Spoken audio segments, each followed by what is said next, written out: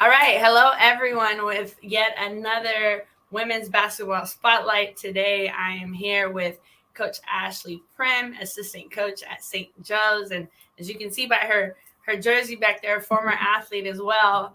So we are here with Rising Coaches, the largest coaching tree in basketball, where the logo and the level does not define you. The opportunities with Rising Coaches are for any and every member. And yeah, we're excited to have you. So I know about you, but for everyone that doesn't know who the awesome Miss Ashley Prim is, please tell us a little bit about yourself and how you came about to becoming currently a Division One assistant coach. Well, thanks, Patty. Thank you for having me on the Rising Coaches. A great opportunity, and I'm excited to be here. So, I am originally from Bridgeport, Connecticut, born and raised, and I'll just fast forward to college. But I did attend St. Joseph University. Graduated 2013. We won an A10 championship, so it was great. Played overseas, mostly in Puerto Rico for the next 5 years. And then that's when I um, kind of started my coaching journey. I started off as a Dobo at Sacred Heart University in Fairfield, Connecticut at 2018, 19. And then the following year, I became a coach during COVID, or 2019, 20. And then following year, 2020, 21, became a coach there, assistant coach for my first year at Sacred Heart University. And then the following year, so 21, 22, I was at LaSalle University in Philadelphia, and currently now at my alma mater, St. Joseph's. So I made a full circle, kind of 10 years going through, and made it back into coaching and back at kind of, the place I call home, St. Joe's. So that's my story in a nutshell. And I love Philly. It's one Yeah, of it the seems places it on seems earth. like you can't get out of Philly at this point, I'm huh? always coming back. I'm coming back.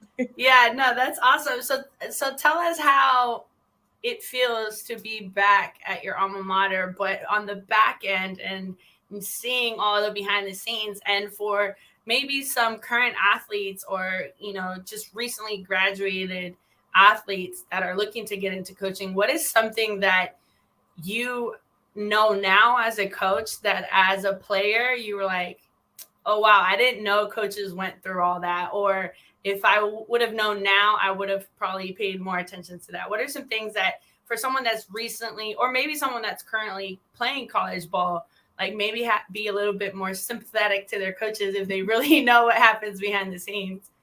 Um, yeah. So first off, to answer your first question, I love being back at St. Joe's.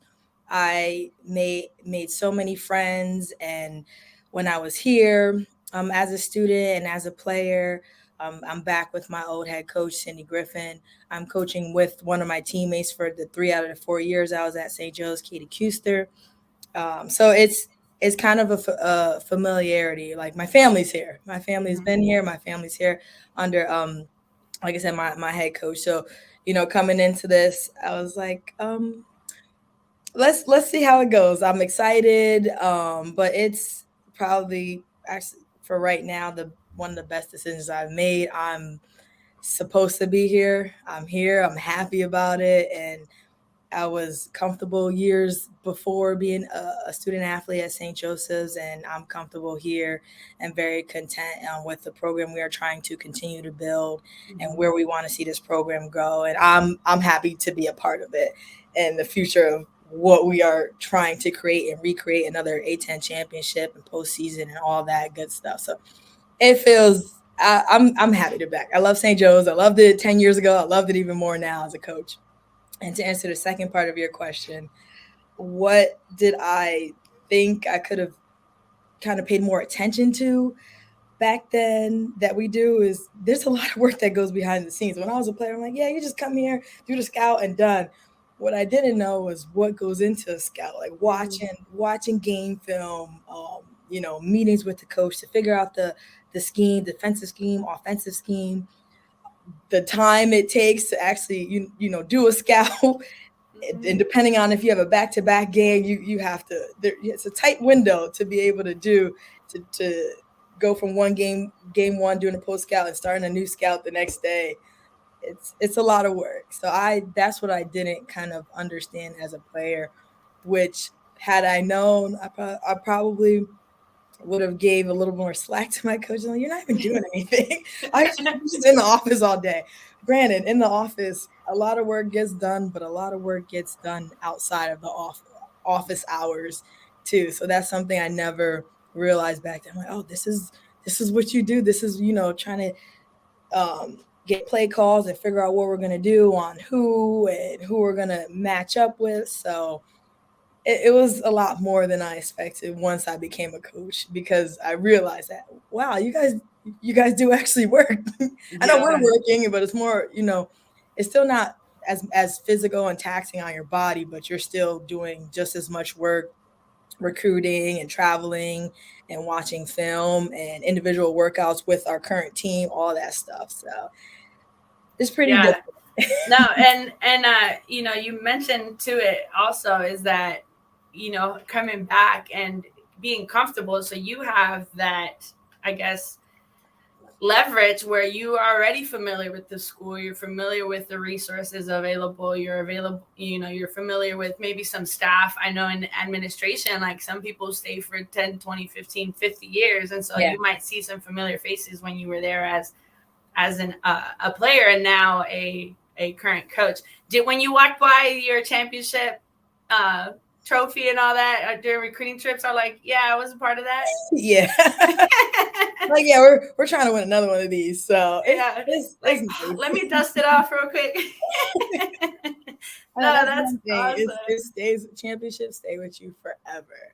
Yeah. And it's something I give joy in telling recruits. I was part of the championship team. I still, my teammates to this day, I still talk to them. The joy that day is one of the best days of my life. So I want that for our team. Now I want them to experience that feeling.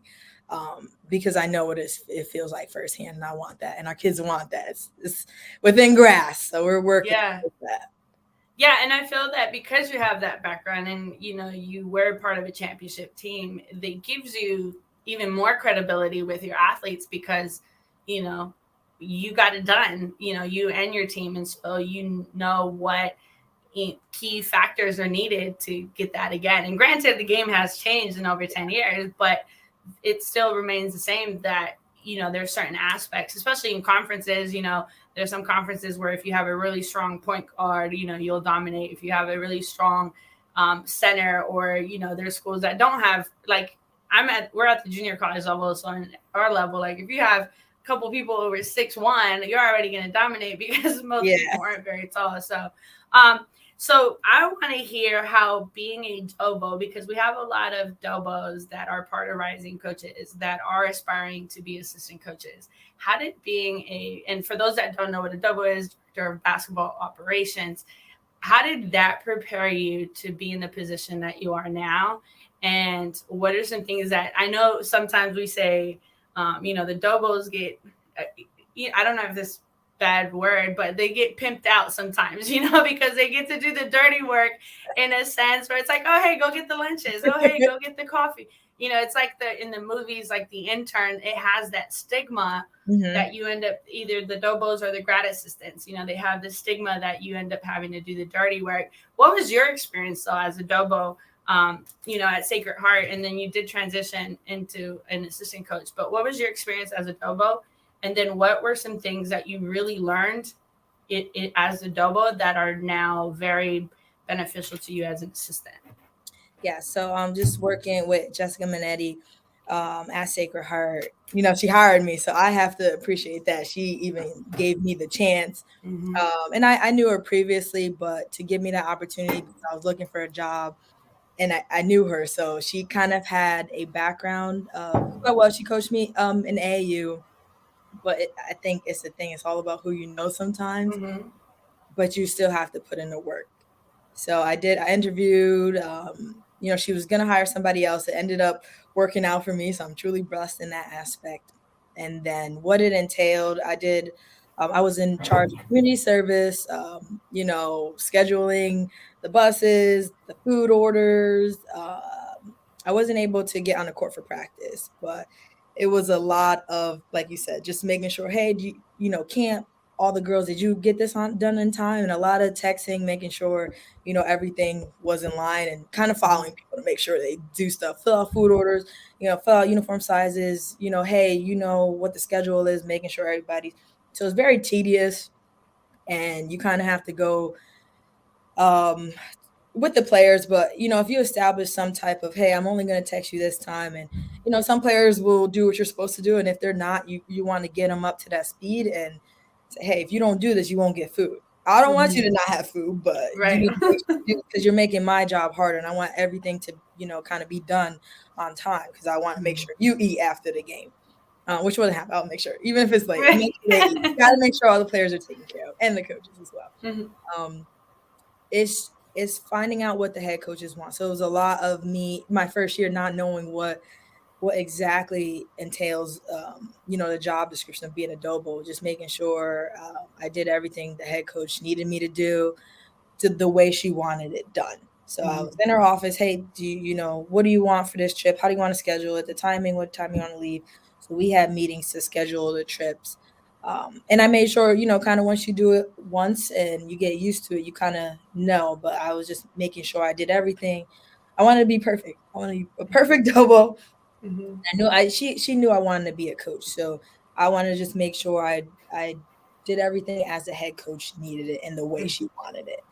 As far as what I wanted to do to become a coach, I made sure that she knew I wanted to be a coach, and I made sure that I did everything I could legally do as far as being in practice meetings. I was at every practice, although I couldn't be on the court.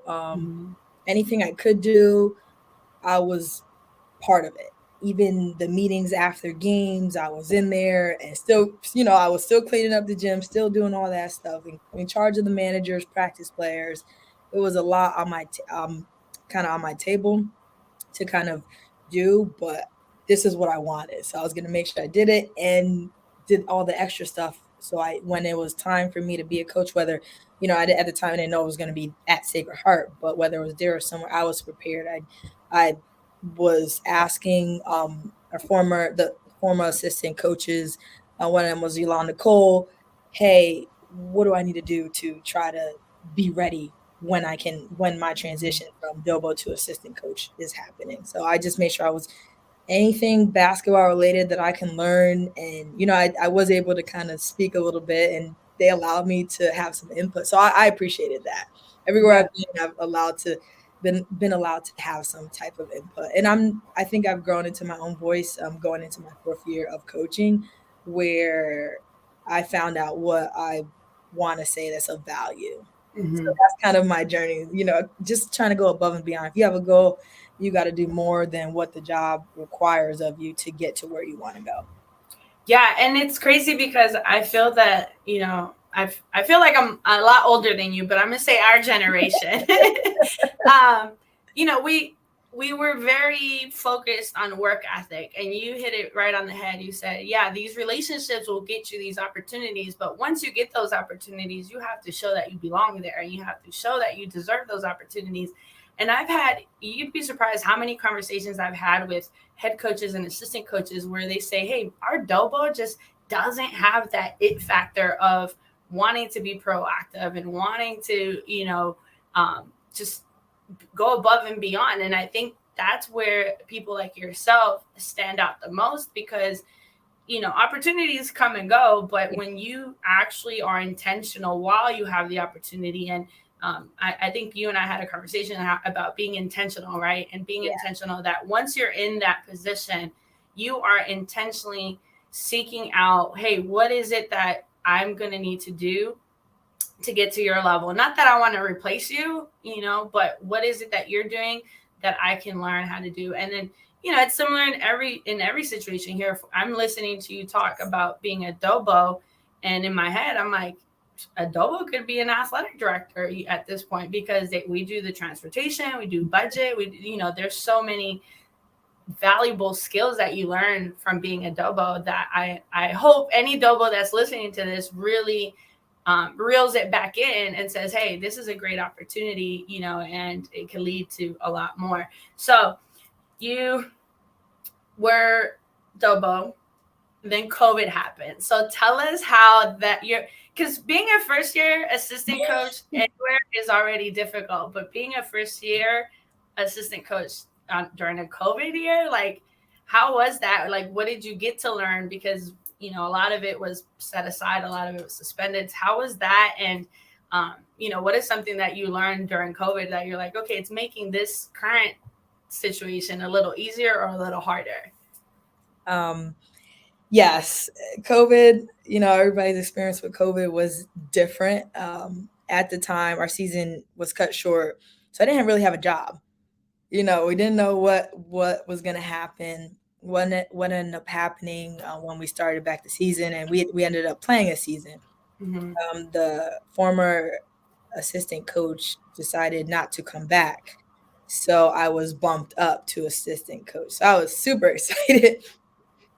The thing is, a lot of coaching, a big part of coaching is recruiting. I wasn't able to do that my first year. Mm-hmm. So that was a big thing for me, and I watched a lot of film, was able to learn how to clip film, using synergy. We kind of worked together. So I think my transition, just not being able to do recruiting, I was very focused on our team and being able to develop them with kind of what I just had as being a player, with my background and skill wise, with coupled with just being able to watch a lot of film and deciphering if a kid is good or not from the computer screen, a game film or two. So I did a lot of kind of honing in on that side where we're learning, okay, well, this kid might not be that good, or I don't know how tall she is, until you see them, but just being able to kind of decipher that a little bit better, because I wasn't able to go out recruiting. Yeah.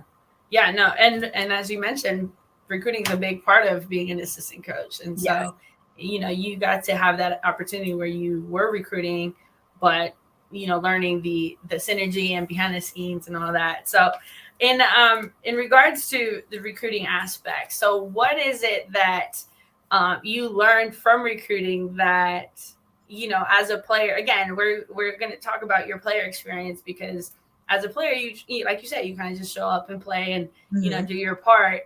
But what is something about recruiting that you found to be a little harder, a little more discouraging than you thought it would be? And what are some things that you, if there are some things that you genuinely love about recruiting, like what are the two, like, I guess your love-hate relationship with recruiting? Because everyone has one. So. Yeah,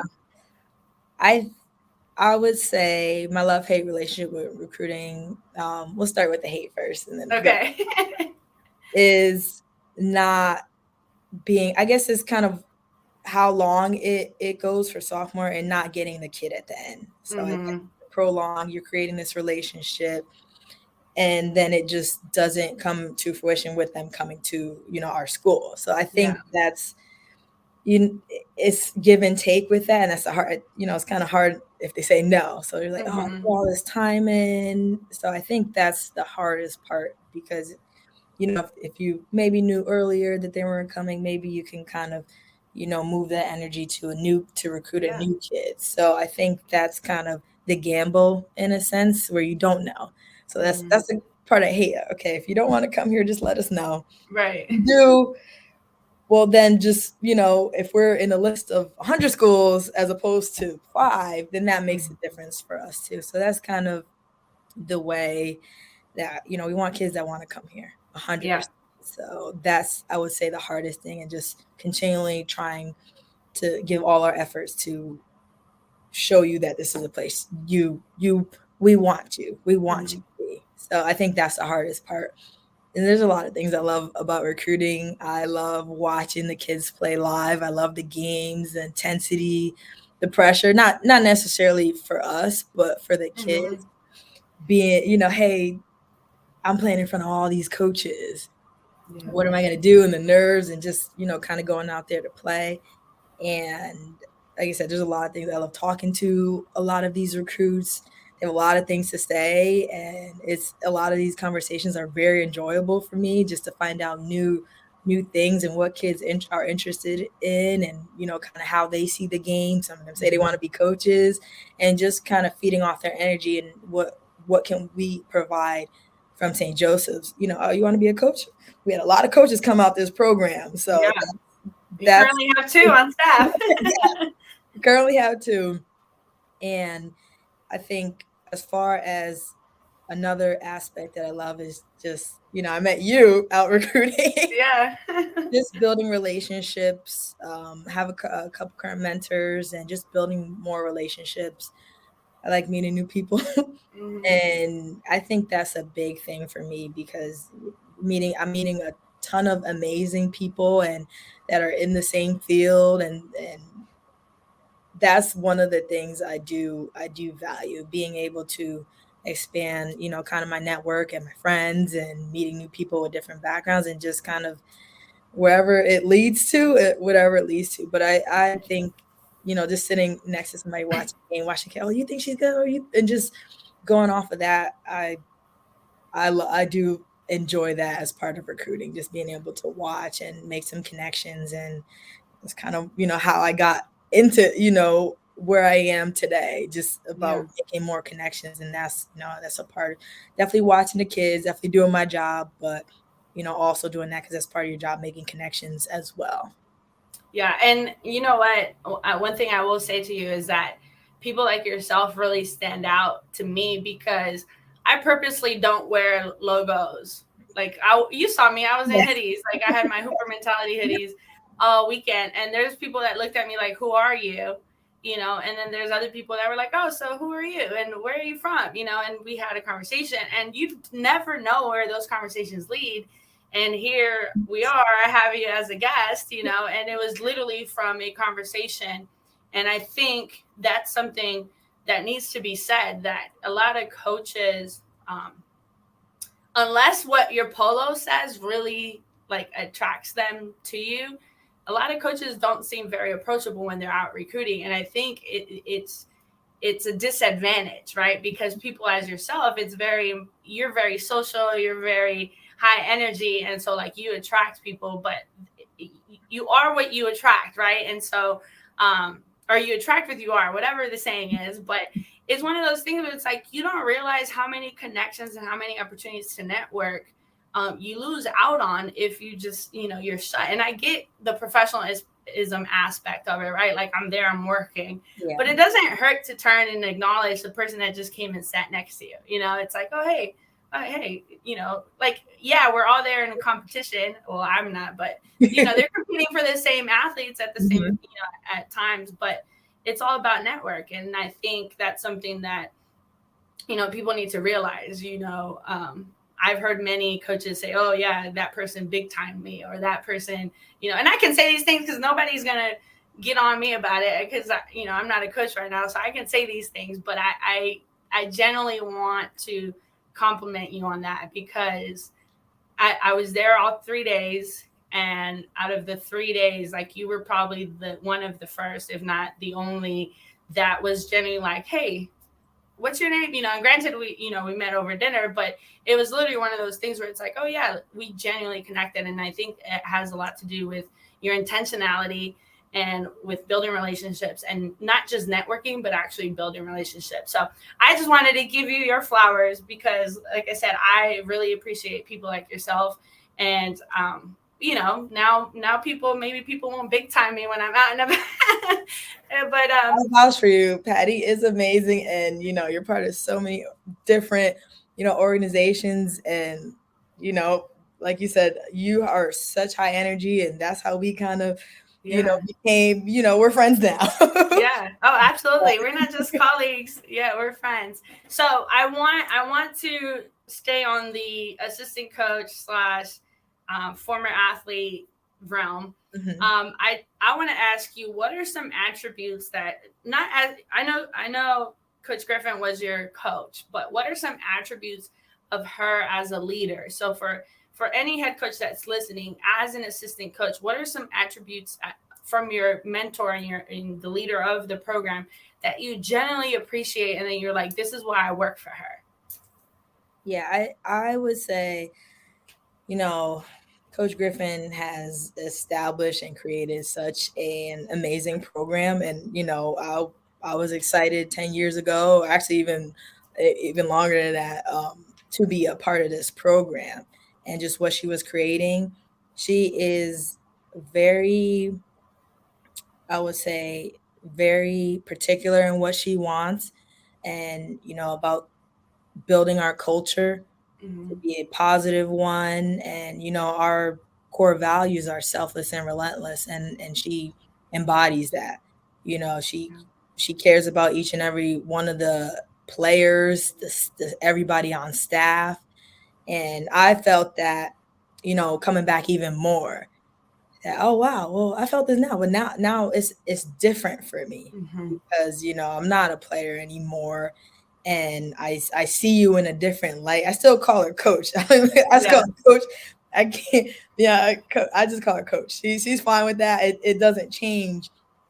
But and the fact that she allowed me to come here, but her program, her success, and with success, there's things that come with it. Mhm. Always, disappointments, losses, everything with that. But she's, very headstrong, knowing where she wants this program to go. And I think what, we're creating, and what she's, already creating, that I'm excited to be a part of that, to build another championship team.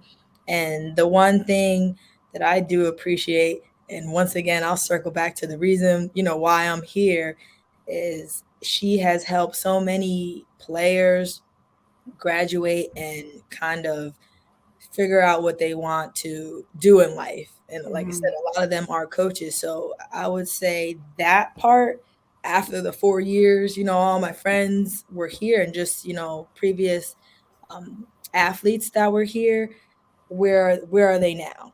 Like, where are they now after St. Joe's? And it's a big credit to her, and then just her network, and what she is trying to do for the players after. And my transition from coming back here, player to coach, I see that firsthand, because I was a little removed when I was playing. So now, Mhm. when I came back in the coaching world, it's we want to create like well-rounded, stu- honestly, young women, Yeah. well-rounded women, that when basketball is done, you're able to, we kind of can set you up for whatever you want to do, or make sure you're gonna be okay when you leave St. Joe's, and still Yeah.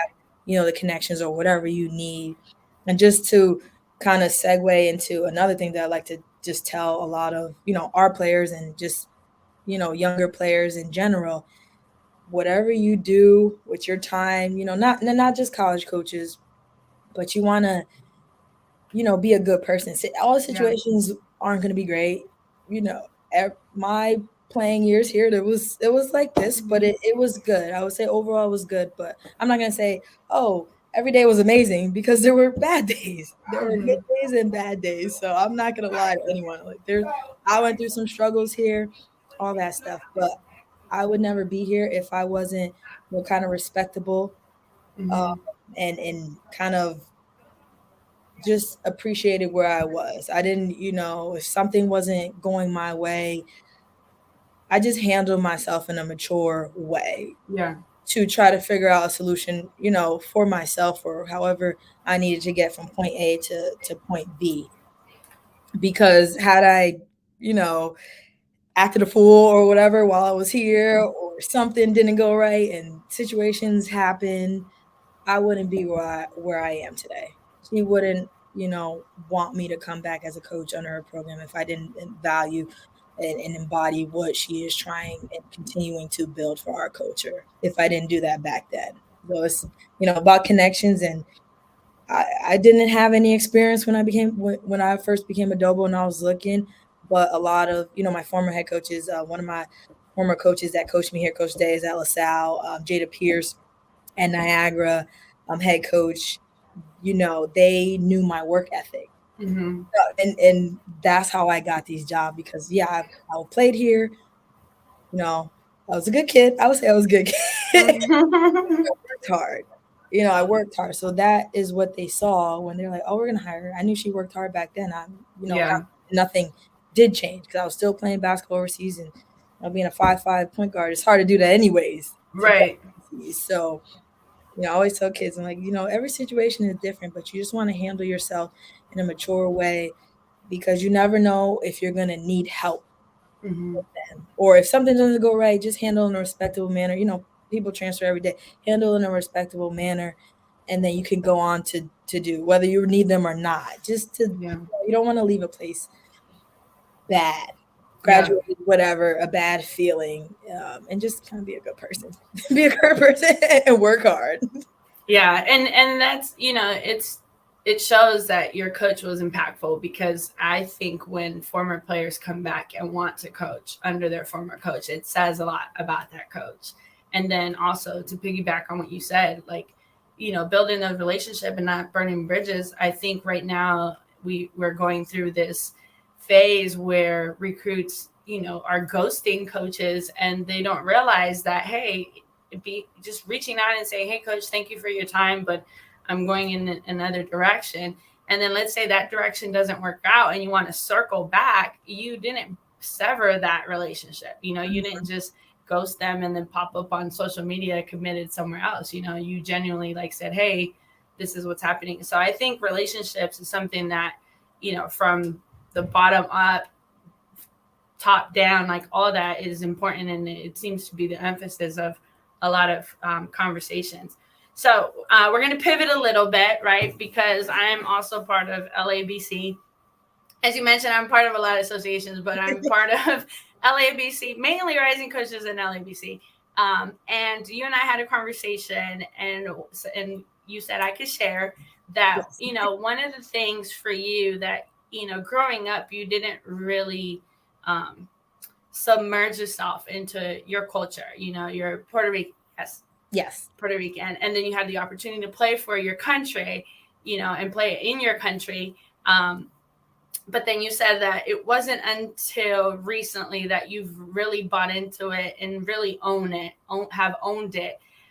What are some things that, like, in learning, because I'm a big believer that we can only, like, unless we know where we come from, we won't appreciate where we're at, right? And so whether you were born here or and your family wasn't, or whatever the case may be, like, the more you know about where you come from, the more you appreciate your current and present moment, right? So what are some things that you feel like in learning about your culture that you look and you're like, oh, no wonder, like work ethic, a lot of it derives from culture and from um, up, upbringing and things like that. So what are some things, and what was it that was kind of like your aha moment of like, hey, I can own this, and I can put Afro Latina on my Instagram, like that, to like give you that sense of like pride, because I think it's important that we all come to that, and that we all don't shy away from it, and because it makes us even more, what's the word I'm looking for? I guess special. Like, it just makes you more special because you bring even another attribute, another assets to who Ashley is, right? Yeah, I would say, just to give you a backstory pretty quickly, I'm half black, half Puerto Rican. I never my mother's full Puerto Rican, and then her mother and father, so my grandparents, were born in Puerto Rico. So that's kind of my connection to it. And I need to speak better Spanish, but my grandparents always spoke Spanish. But my mom visited Puerto Rico. I never visited Puerto Rico up until after I left St. Joe's in 2013, because two scouts came, two coaches from the national team. They came to see somebody else, and my manager ended up telling them, "Oh, she's Puerto Rican too." And I'm like, "Oh, okay. Well, what is this?" So I didn't know anything about national teams and anything in Puerto Rico until after my senior year, and they're like, "Oh, we want you to come and play for us." I'm like, "Oh, that's awesome!" So Yeah. that that was probably not just that moment, but I think, oh well, yeah, I'm Puerto Rican. I'm going to play for the Puerto Rican national team. So it was an amazing experience for those 2 years. And another kind of addition to that is I do have family out there that I met one aunt, and I think some of my cousins had visited Connecticut once, but I was able to see even more of my family that never met me, and just being there gave me a sense of home. There's a street for my family named Castellanos that I was like, wow, like there's a street named after my We're big time family. out here.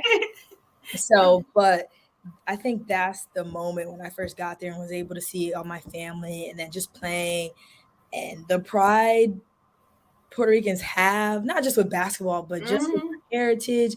I think that's where I started to appreciate that even more and feel, like Puerto Rico is my home. Like, I can embody that, as an Afro Latina and Hmm. just embrace it. Yeah. That, seeing my family and seeing the support they had and seeing the support, everybody in Puerto Rico for the national team. I'm like, Hmm.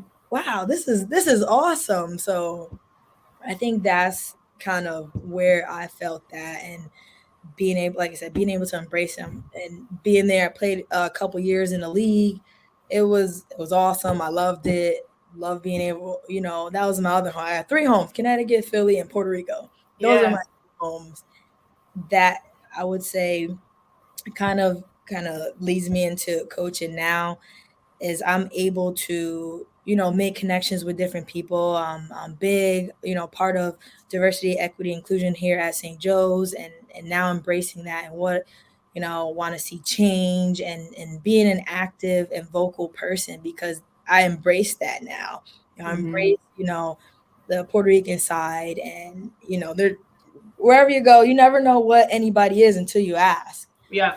So, I can go around and say, hey, how many Black and Puerto Rican coaches are there? There's a lot.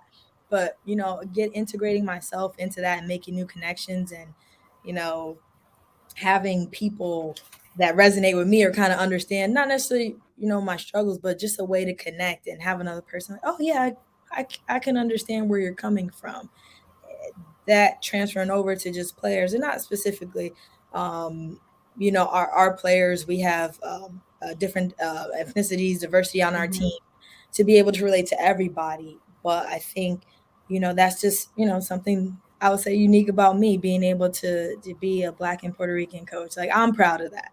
I'm very proud of that, able to embrace that. And whatever my experiences with that and just playing, that's how I kind of coach. I coach a lot with my experiences, but Hmm. not to the point where I'm doing too much. Oh, it was this way when I was here. I'm like, no, Right. every player on my team, former player, future player, has their own experience. And, if advice is needed and warranted, I'm gonna give it and say, hey, this is what it was like for me. If that is needed to kind of Right. help one of my players in that sense. So I'm like, hey, I went through this. You're going through something similar. Like, how do you want to navigate this type of situation that we Hmm. can get you to a solution so you're happy Yeah. or content? I like to use content a lot. Yeah. So Happy is fleeting, but yeah, content, you can kind of sit in it.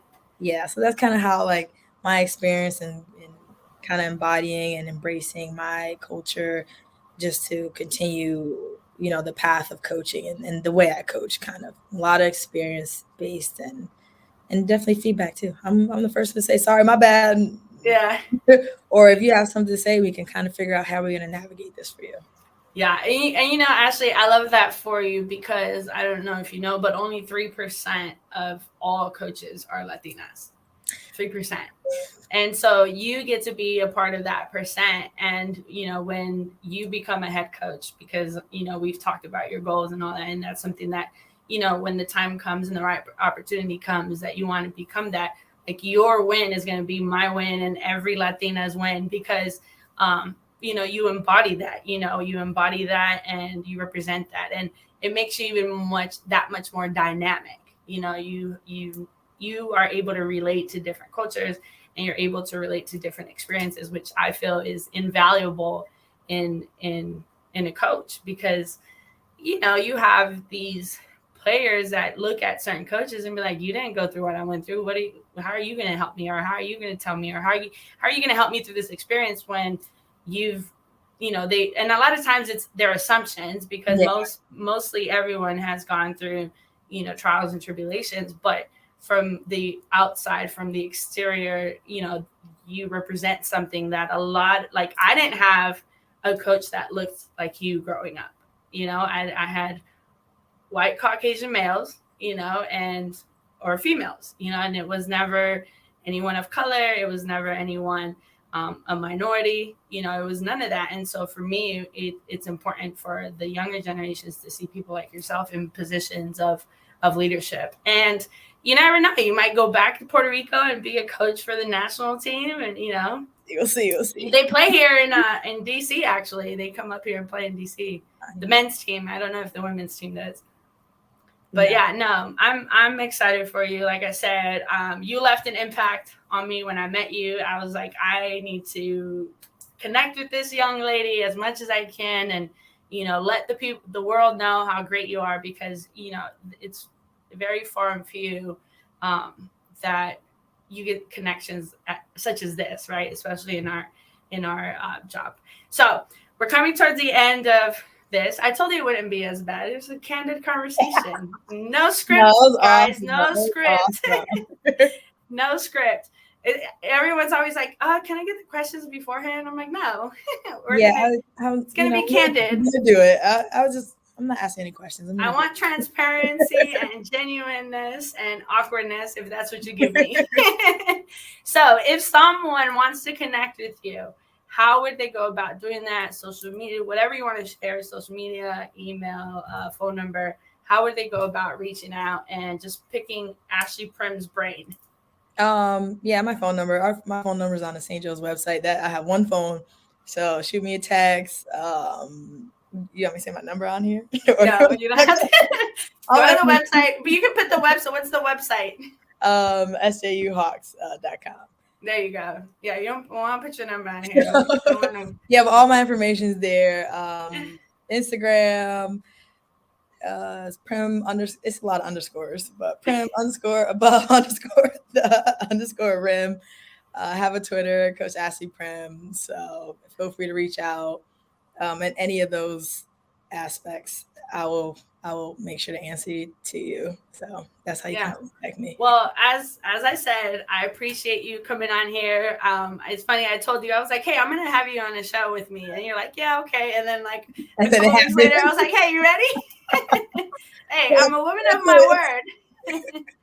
But no, I genuinely appreciate you. I think it's important to, give people platforms, and I have been blessed with the opportunity to do so. And I will continue to elevate, especially women of color. And so I was excited to have you, and I'm glad that we had you. And I think people need to know who you are,